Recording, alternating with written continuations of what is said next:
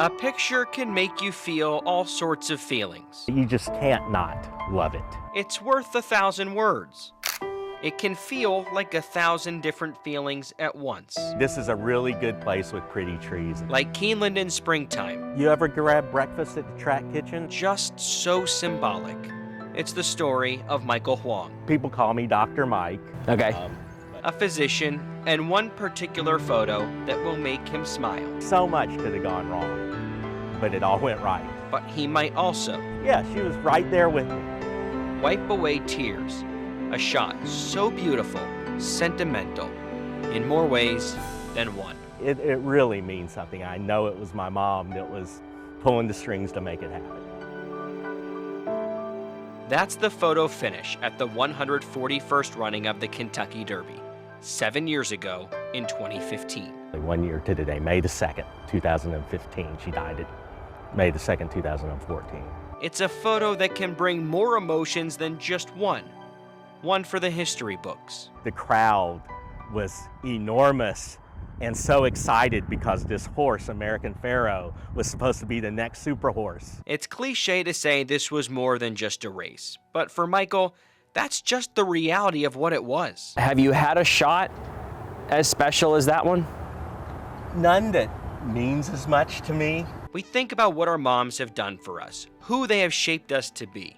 Whether he has the stethoscope around his neck or the camera strapped around his shoulder, one thing is for sure, he's thankful. She basically taught me everything about being a good human being. Really, who I am today is mostly because of my mother. And on this Mother's Day weekend, Michael prepares for another Derby day. His photos, sure to bring emotion to someone, just like that day, that was one for his own record books. I was thinking about her the whole day, and you know, it just worked out. It was like, Michael, you're gonna do this, and we did it.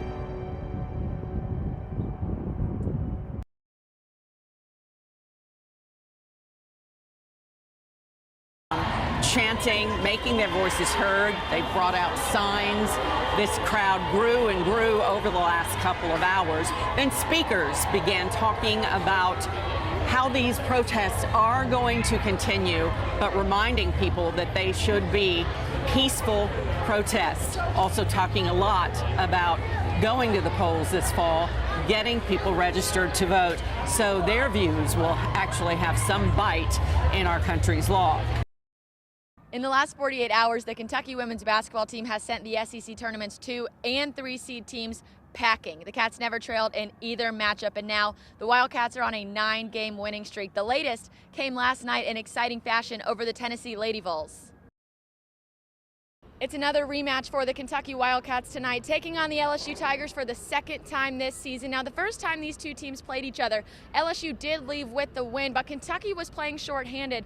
No Robin Benton, no Jasmine Massengill, and now that we've seen this team back at its full strength, we saw it last night in their win against Mississippi State, you can tell how much of an effect a full bench has on this team. 5 different Wildcats scored in double figures over the Bulldogs last night.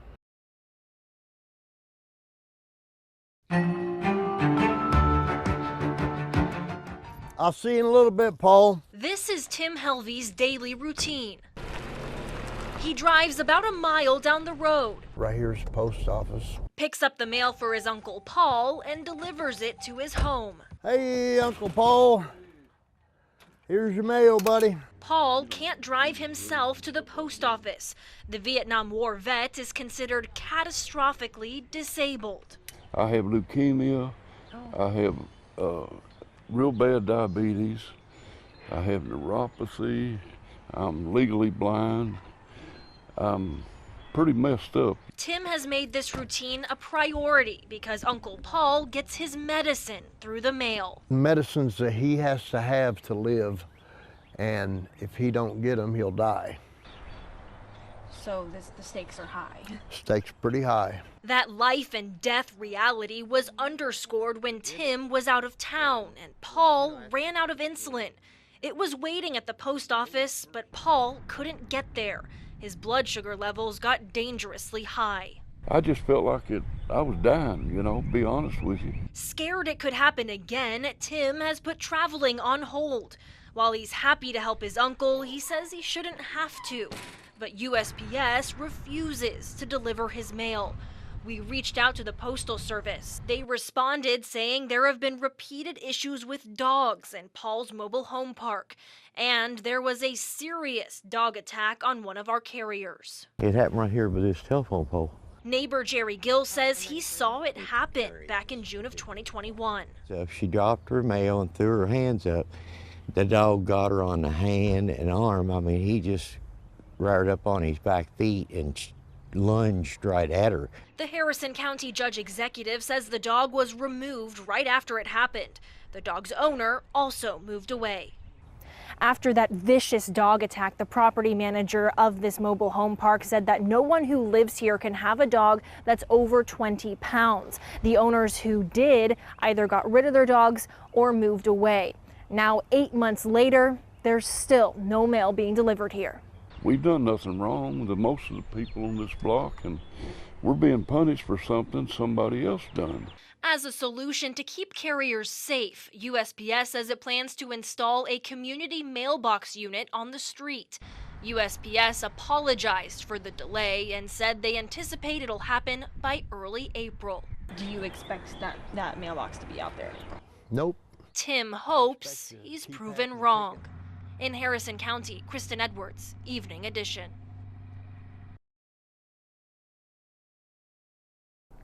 At this home in Hartford, a chandelier swings in the wind where the roof was torn off. Outside in the front yard, a mile of white vinyl fence is crumpled. The one thing I couldn't believe, it destroyed every single bit of it. There was none spared. After Friday's tornado, this is all that's left of Coy St. Clair's home. His barn is also gone, but this retired veterinarian considers himself fortunate. I mean, there are a lot of stories coming out of this tornado of divine intervention. Is that something you believe in? Absolutely. This is why St. Clair says he and his wife were able to make it to the basement during the storm, but his son was upstairs, hunkered down on one side of a second-floor bedroom. St. Clair says glass was shattering, the wind was so strong, and he thought for a moment his son wouldn't survive. It hit so hard, and it had such a strange smell, but the force was something you just can't describe. Pieces of vinyl were going through the house, and you know, that was my first thought that, you know, man, if it took out the second story, he's gone. Luckily, his son was okay, and so was the family's livestock. St. Clair has spent this week starting to clean up with some help. Just don't think you can do enough to help neighbors. Absolutely. I live a very short distance down the road, about a quarter of a mile from here. I think we're really lucky. On a cold December night, 3 trailers in this mobile home park are still without power. And the emergency management director says about 6 or 7 others will have to be torn down. 3 people were hurt when the EF1 tornado touched down Monday morning. We're told one woman who was taken to the ICU at UK had surgery yesterday and is showing signs of improving. For those still here in the park, they're getting a helping hand from their neighbors. A group of volunteers from a nearby church showed up tonight, going door to door handing out food. We were trying to figure out, do they need water, do they need electric, but tonight they just needed food. And so a few sandwiches and chips and some hot chocolate to let them know they're not alone and someone cares about them. This won't be the last time these volunteers are out here. They plan to bring dumpsters in the next couple days and clean up the reminders of what has been a devastating few days. Mike Valenti, LEX-18 News.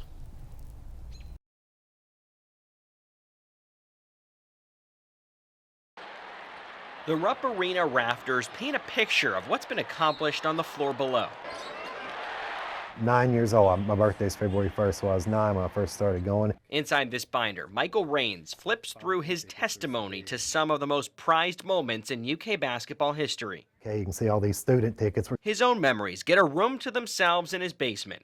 The moments where Big Blue Nation has cheered or even wiped away tears. It's not that often that you can take a look at your own memorabilia and a picture like that and point yourself out. That's pretty rare. cool. And I found myself when I bought that, and that wasn't intentional. I thought, well, that's a 96 Louisville game. So I pulled out my ticket stub, and I realized, yeah, I'm in there. Raines lives in Clinton County now, but some of his fondest memories have been not only at Rupp, but tucked behind these walls as a fan at Kroger Field. Home football game not missed in 21 years. What is the one memory that stands out to you? The LSU game in 2007 when we beat them and upset the #1 team in the country, and they went on to win the national title. It's kind of your first love. It is. It is. That love is plastered on the wall, rooted in the floor, tightly sealed. If someone says to you, you know, you're Michael Raines, who are you? Yeah. What do you say? Obviously, everybody around here thinks Kentucky fan. A fan indeed, with his own collection to back that up. It's my hobby. That's what I do is watch Kentucky athletics and collect this stuff. Raines has been there for losing teams, national championships, parts of the Joe B. Hall era, Tubby Smith, Coach Cal, and coaches in between. His collection? Oh, there's a story behind that. Speaks for itself. And I'd started collecting this and didn't have a whole lot of room for it in their other house. It was smaller and actually took up a bedroom. Of course, we had to ask. How many different items do you have here? I have no idea. He guesses around 300 if you count everything. Most of it's been bought. I've been lucky to get a few gifts, but most of it's been bought. Most of us can think back to our favorite memories in sports. Raines can come to this room in his basement and relive it.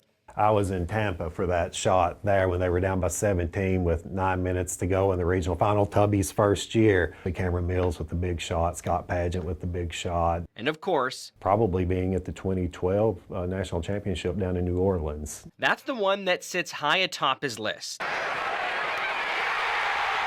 Raines hasn't missed a home football game here at Kroger Field in 21 years. That's longer than his two daughters have even been alive. But one of the things he's most proud of is sharing this tradition. This is from Chris Rodriguez's black one. His daughter Carly has started collecting too. Yeah, I'm going to have to expand. Of course, it's already on the outside of the room now. And Dad says he'll take all the help he can get. They better. I mean, if something happens to me, they better keep it going. I can say I'll keep it going. I love it. In Clinton County. I'll continue it. I'll continue it. Austin Pollock, Evening Edition.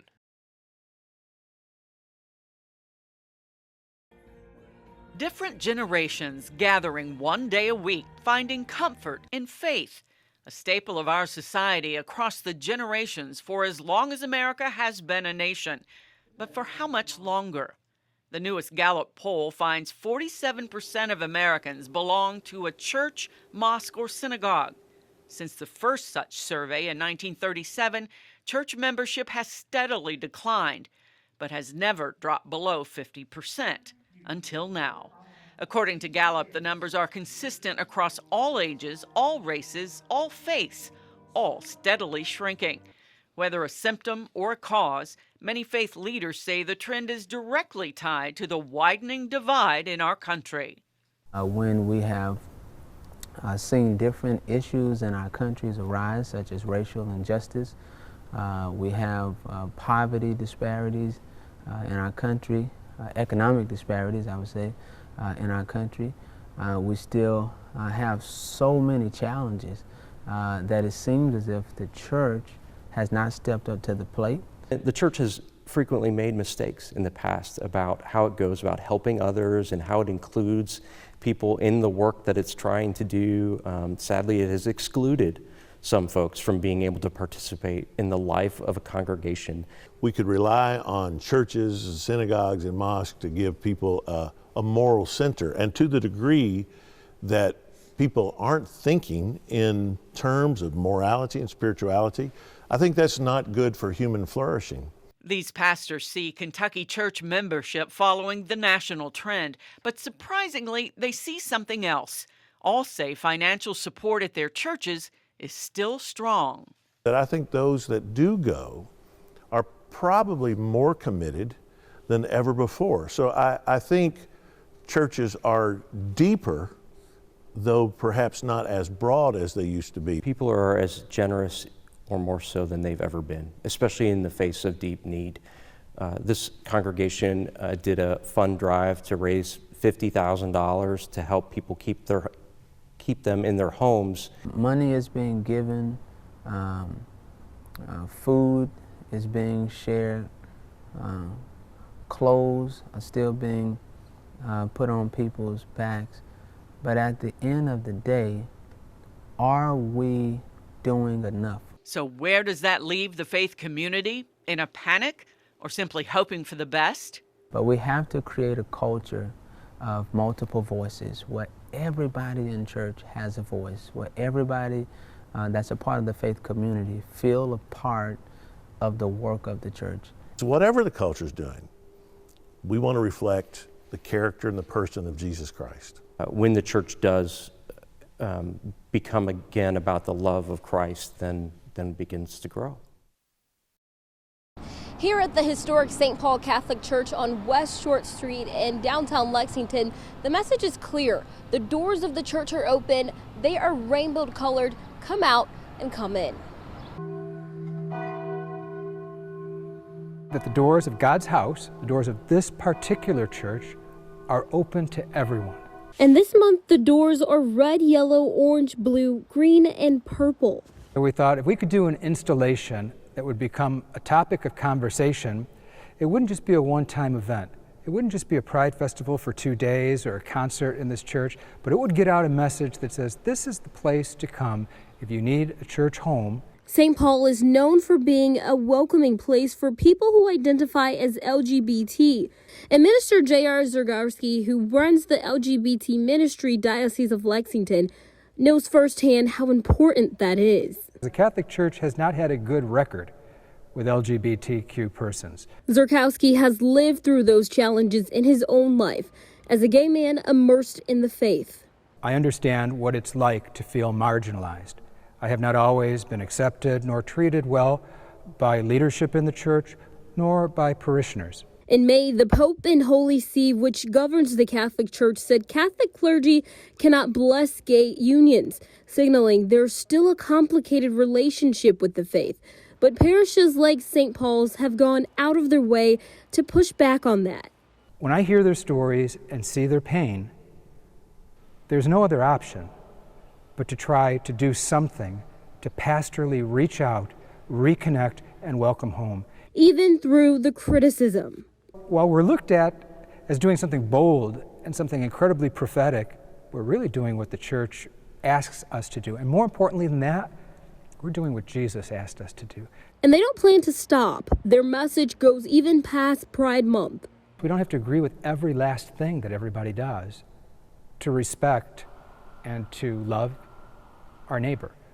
So, while there are those that would vilify us for doing something like this, it always goes back to the gospel. Christiana Ford, Evening Edition.